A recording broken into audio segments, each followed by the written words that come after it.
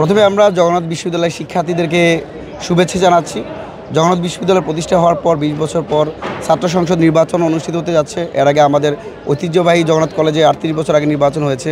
তো অনেক বছর পর শিক্ষার্থীরা তাদের ভোটের মাধ্যমে তাদের প্রতিনিধি নির্বাচন করবে, সেই জন্য আমরা তাদেরকে শুভেচ্ছা জানাই।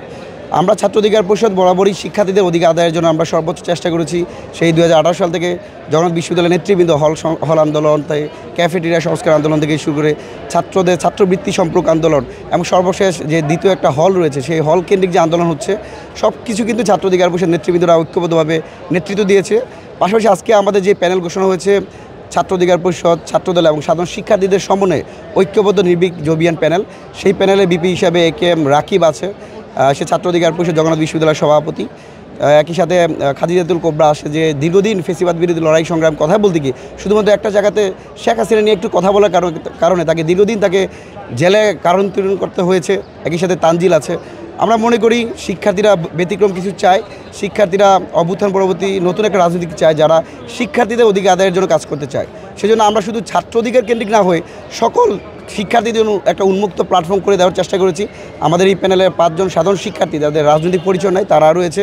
ছাত্র অধিকার পরিষদ থেকে আন্তর্জাতিক সম্পাদক অপমুন্সি হিসাবে থাকবে এবং পাশাপাশি ছাত্রদলে আছে। আমরা আরও চেষ্টা করব, যদি এখানে অন্য কোনো আরও শিক্ষার্থীরা যারা ক্যাপাবল, যারা দীর্ঘদিন শিক্ষার্থীদের অধিকার আদায়ের জন্য কাজ করেছে, শিক্ষার্থী বান্ধব নেতা হিসেবে পরিচিত, তারা যদি আসতে চায় তাদেরকে আমরা ওই রকম সুযোগ তৈরি করে দিব। আমরা একটা ব্যতিক্রম প্ল্যাটফর্ম হিসেবেই ঐক্যবদ্ধ নির্ভীক জবিয়ান হিসাবে করেছি। এবং ছাত্রদলের সাথে যুক্ত হওয়ার অন্যতম কারণ হচ্ছে, সারা দেশে একরকম চিত্র হতে পারে, বাট জগন্নাথ বিশ্ববিদ্যালয়ে যে একটা চিত্র, সেখানে যাদেরকে এখানে প্যানেলে দেওয়া হয়েছে তাদেরকে শিক্ষার্থীদের কাছে পছন্দনীয়, তারা শিক্ষার্থী বান্ধব, তারা চাঁদাবাজি, দখলবাজি এরকম কোনো কথা তাদের মধ্যে নাই। আরেকটা সবচেয়ে বড় বিষয়, আমরা দীর্ঘদিন যাবৎ 18 সালের পর থেকে ফেসিবাদ বিরোধী লড়াই সংগ্রাম করেছি। সেখানে ফেসিবাদ বিরোধী লড়াই সংগ্রামের আমাদের অন্যতম একটা বন্ধু ছিল ছাত্রদল।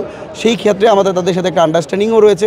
একই সাথে আমাদের অন্য যে সকল সংগঠন রয়েছে, ছাত্র শিবির বা বাম সংগঠন যারা আছে, তাদের প্রতিও আমরা শুভেচ্ছা জানাই, তাদেরকেও ধন্যবাদ জানাই।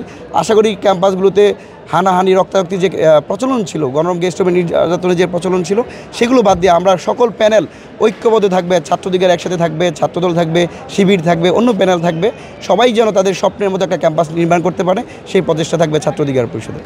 প্রথম কথা হচ্ছে, ভালো করার সম্ভাবনা অবশ্যই নির্ধারণ করবে জগন্নাথ বিশ্ববিদ্যালয়ের শিক্ষার্থীরা। আমাদের বাইরে যতই ক্যাপাসিটি থাকুক না কেন, আমরা কিন্তু ভোট দিতে পারবো না। আমি কিন্তু জগন্নাথ বিশ্ববিদ্যালয়ের ছাত্র না। সুতরাং শিক্ষার্থীরাই তাদের ম্যান্ডেট নির্বাচন করবে, শিক্ষার্থীরাই তাদের মূল্যবান ভোট দিয়ে, যারা দীর্ঘ সময় পাশে ছিল, রাকিব তার 2017 সাল থেকে ক্যাম্পাসে আসার পর থেকেই তার প্রত্যেকটা দিন কেটেছে জগন্নাথ বিশ্ববিদ্যালয়ের শিক্ষার্থীদেরকে নিয়ে। আপনি 5 আগস্টের পর থেকে দেখেন বা এর আগে থেকেই দেখেন। সুতরাং আমরা মনে করি শিক্ষার্থীরা তাদেরকে মূল্যায়ন করবে। পাশাপাশি আমরা ছাত্র অধিকার পরিষদ 2018 সাল থেকে কোটা সংস্কার আন্দোলনের পরবর্তী থেকে আমরা কিন্তু আসলে আমাদের দলে কোনো এমপি মন্ত্রী নাই। আমাদের আসলে যে প্রচলিত যে রাজনৈতিক ছাত্র সংগঠনগুলো, তাদের যে আর্থিক ক্যাপাসিটি, স্ট্রাকচার, সেগুলো আমাদের নাই। আমাদের দলের এখনও নেতাকর্মীরা বিশ্ববিদ্যালয়ে যারা আছে, এখানে মনির আছে ক্যামেরার সামনে, রাকিব, রাব্বি, আশফাক, মুনতাসির, তারা সবাই কিন্তু আমরা মাসিক চাঁদা দিয়ে, মাসিক অনুদানের মাধ্যমে আমাদের সংগঠন পরিচালিত করি। সেক্ষেত্রে আমি ছাত্র অধিকার পরিষদের সেক্রেটারি হিসেবে আমার পক্ষে কখনোই সম্ভব না কোনো একটা বিশ্ববিদ্যালয় থেকে বা কোনো একটা কলেজকে বা কোনো একটা ক্যাম্পাসকে 10 লাখ, 20 লাখ, 50 লাখ টাকা করে দেওয়া। আর আমরা মনে করি ছাত্র রাজনীতি মানে কি? ছাত্র রাজনীতি মানে হচ্ছে শিক্ষার্থীদের অধিকার আদায়ের জন্য কাজ করা, শিক্ষার্থীরা যেখানে নিগৃহীত হবে, শিক্ষার্থীরা যেখানে বঞ্চিত হবে, তাদের জন্য কথা বলা, শিক্ষার্থীরা যদি কোনো রাষ্ট্রীয়ভাবে নিপীড়নের শিকার হয়, শিক্ষার্থীরা যদি রাষ্ট্রীয়ভাবে বঞ্চনার শিকার হয়, সেই জায়গায় ছাত্রনেতা হিসাবে, শিক্ষার্থীদের প্রতিনিধি হিসাবে তারা কাজ করবে। সুতরাং এই কথা বলতে আমাদের লাখ লাখ টাকার প্রয়োজন হয় না। আমরা বিশ্বাস করি জগন্নাথ বিশ্ববিদ্যালয়ের শিক্ষার্থীরা কোনো উপঢৌকন বা কোনো উপহার, কোনো কিছুর বিনিময়ে তাদের ভোট বিক্রি করে দিবে না। তারা যথেষ্ট মেধাবী, তারা প্রজ্ঞাবান, বাংলাদেশের অন্যতম সেরা শিক্ষার্থী তারা। সুতরাং আমরা কত লাখ টাকা দিচ্ছি বা কত কোটি টাকা দিচ্ছি, তার উপর ভিত্তি করে কোনো রেজাল্টই আসবে না। আমাদের যতটুকু সক্ষমতা আছে ছাত্র অধিকার পরিষদ, যেহেতু আমরা কোনো চাঁদাবাজির সাথে পরিচয় নাই।